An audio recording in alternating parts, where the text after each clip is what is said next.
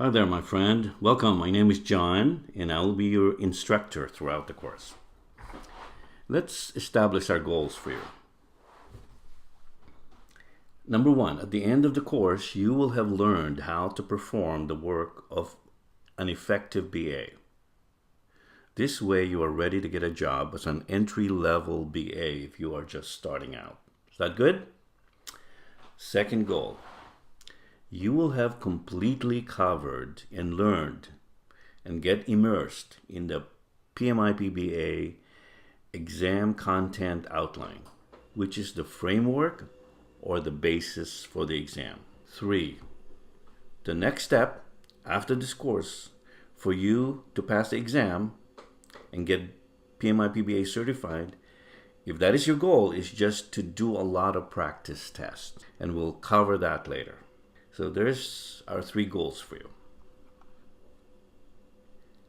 Let's talk about our course structure. The course follows the PMI-PBA exam content outline. Google PMI-PBA exam content outline to go to the site. It is available to you to download for free. It's a PDF. This is your first unofficial assignment. Please download the PMI-PBA exam content outline. So what does the exam cover? In general, the exam pertains to tasks related to everything that the BA does, from building a business case to evaluating solutions once implemented, and everything in between, which is mostly related to planning, elicitation, and analysis of requirements, and monitoring that they are part of the solution and that the solution meets the customer's specifications or needs. Here is the coverage of the exam from the exam content outline. So as we indicated, the work of the BA starts at the evaluation of an organization's need or opportunity through a business case or some feasibility study. That is part of needs assessment. 18% of the questions will come from that. So in the course, we went through the extra step of developing a bonus lecture for you to learn how to develop and assemble a business case. We have a true case study on this. One of our students, who is a PMP, related that he actually went to a job interview as a PMP thinking that he'll be qualified for a BA job. One of the interview questions posed to him was, do you know how to assemble a business case or a feasibility to determine the viability of a proposed project? Long story short, he did not have a confident answer. At the completion of the course, you'll be able to confidently answer that interview question and be able to say yes, that you can assemble a business case. Is that good? The next 2 knowledge areas or domains pertain to the planning for the analysis work and then actually eliciting and analyzing requirements elicited. You get 22% of the questions on planning or business analysis planning and 35% for analysis, also called requirements elicitation and analysis. That is a total of 57% of the questions, or more than half. We introduce another bonus lecture after analysis because this is where the skill is needed. Again, these bonus lectures are standalone courses that we have included here as a bonus to you. Up to 36% of projects fail because of inaccurate or poorly written requirements. So we also have included bonus lectures on how to write effective IT requirements and how to write powerful Agile user stories. For those of you who are new to Agile, user stories are sort of the same or equivalent to the project requirements. Then we have domains 4 on traceability and monitoring. That's 15% of the questions. This is the BA work to track and trace the requirements to make sure they are part of the solution being developed. And the last domain is solution evaluation, 10% of the questions. This is the BA work that evaluates that the solution is performing based on customer specifications and meeting the customer's needs. So, because what good is a solution if it doesn't meet the customer's needs or it's not based on the specs clearly provided by the stakeholder? There will be assessment quizzes and assignments after each domain. Those assessment quizzes, a PMI required course component. We have no choice. We have to have them. And it is a way for PMI to gauge the student's understanding and absorption of the material. So far, we have 100% PMI acceptance of all 35 contact hours and PDUs claimed by our graduates because we follow PMI's guidelines in developing the curriculum. Let's talk about the PMI Guide to Business Analysis. This is an important reference material for you. It is available to you if you become a PMI member. I think the membership fee is $129 a year. This is available to you for free download if you are a PMI member. The PMI Guide to Business Analysis, or the guide, as we call it, is almost the equivalent of PMBOK Guide for the business analysis component of project management. Another reference material is the Business Analysis for Practitioners, a practice guide. Again, this is a reference material to supplement your review, not to replace the exam content outline. PMI has indicated that the exam content outline is still relevant for the exam.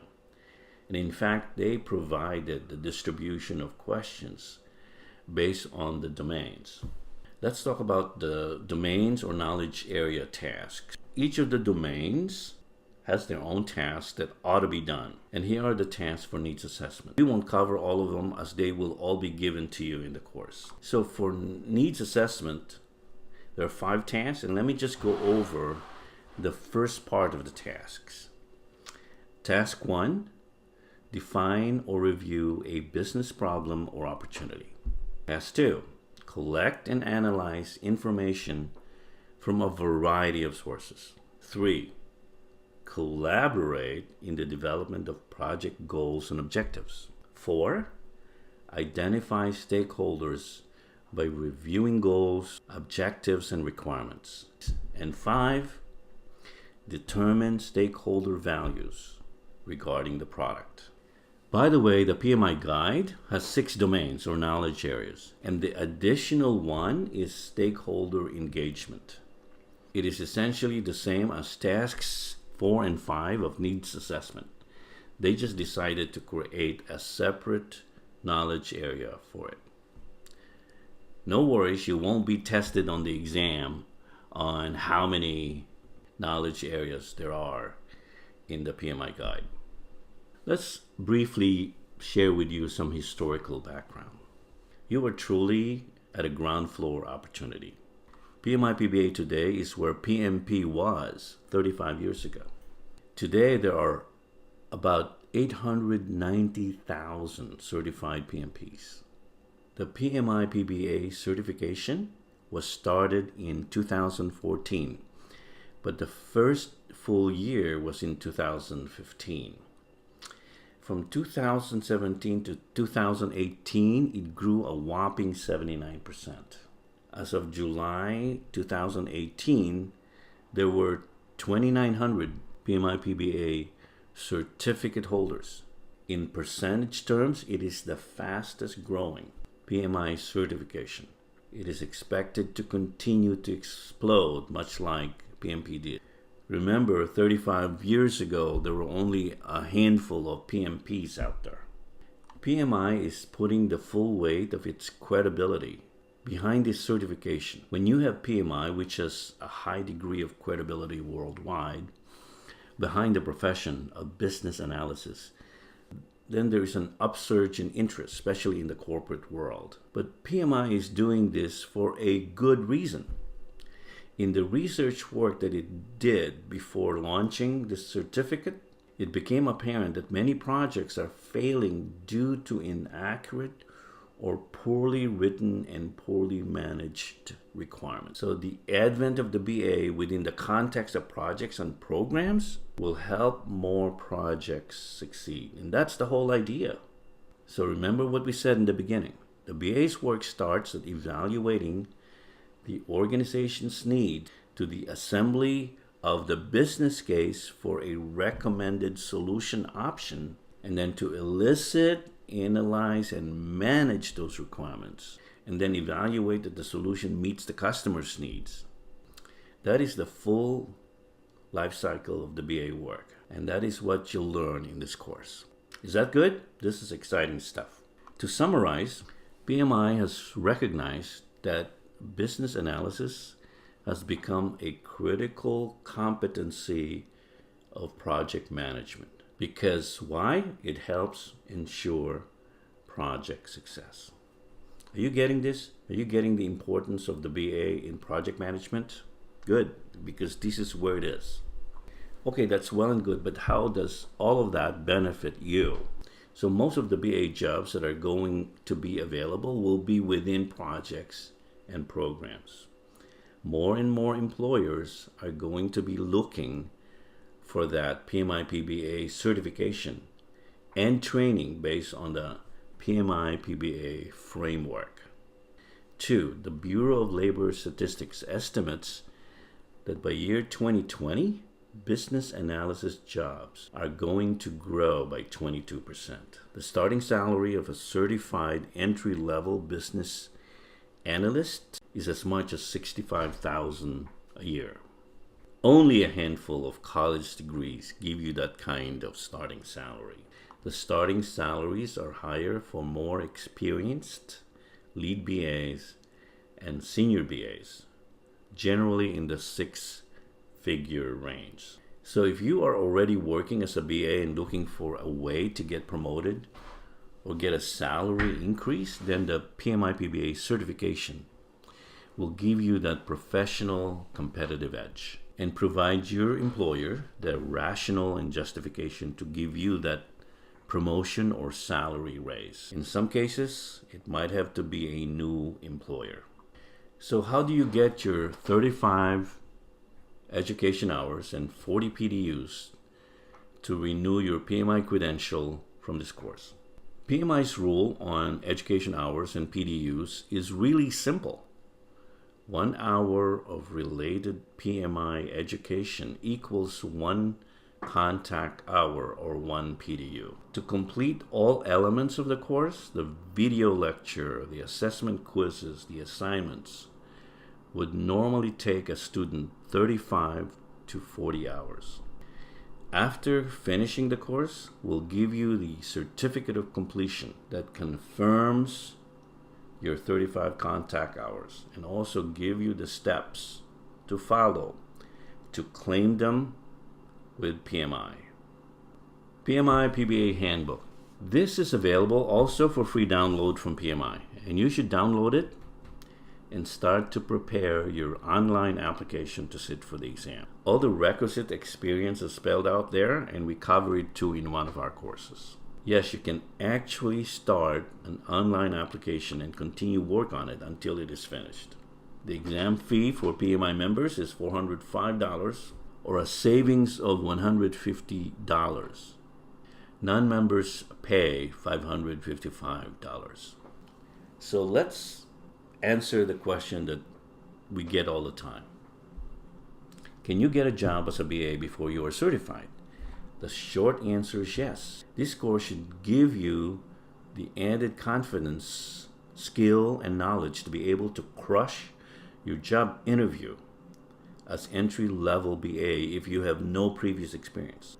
And if you are a PMP or has a prior BA work experience, you should do very well in your job interview as a mid-level BA or lead BA. We have one caveat. Make sure you go over the course material thoroughly 1 to 2 days before your job interview. I would recommend reviewing the development and assembly of a business case and re-listening to the 5 knowledge areas and how to write powerful IT requirements and effective agile user stories before going to the interview. If you do that, you should be more confidently able to answer these questions. 1, do you know how to assemble and develop a business case? 2, what are some of the tools or techniques that you will use to develop that business case? 3, can you tell if an IT requirement is poorly or well written? 4, what tools would you use to elicit requirements? 5, can you explain what a stakeholder is? 6, can you explain what a RACI chart is? This is rare, but it could come up.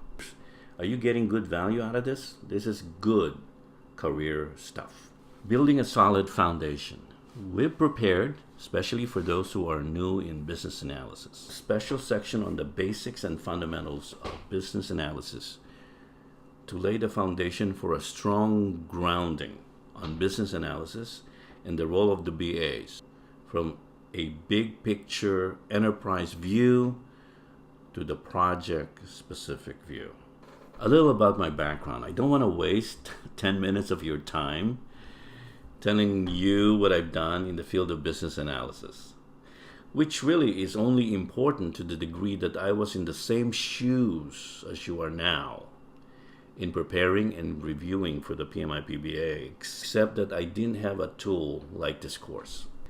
Perhaps it's also relevant in that I performed the dual or hybrid role of being the PM and the BA in many of the projects I managed in my 15 years of PM experience.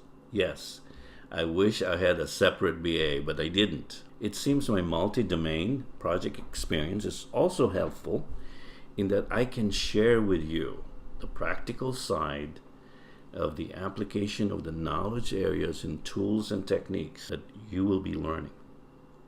By the way, for those who are interested in the details of my background, please refer to the instructor profile of the course. Please don't get bored. It's nothing fancy, and like many of you, I worked hard at it. I do want to say this, that I had the fulfilling opportunity in the companies I worked at of mentoring and training junior BAs and those starting out in the field of business analysis. I am thrilled that I get to continue that mentoring and training of others, which is my passion, through this online medium. It is a way for me to give back. So let's review your roadmap for completing this course. Again, it's very important to complete the course as it will open doors of opportunities that you didn't even know existed. 1, the course is structured so that one section or lecture builds on the next. Go through the curriculum as it is laid out, one after another, no jumping. Later, after completing a first run through the entire course, you can always go back and focus on some areas you'd like to reinforce. Remember, you have lifetime access. 2, the crescendo of new information, many of them are probably new to most of you, will continue to build and pile up as you go through the course. So pace yourself. No need to rush. Don't try to jam it all in one sitting. And 3, complete the assessment quizzes. If you need to retake them to get at least 90% or 100%, please do so.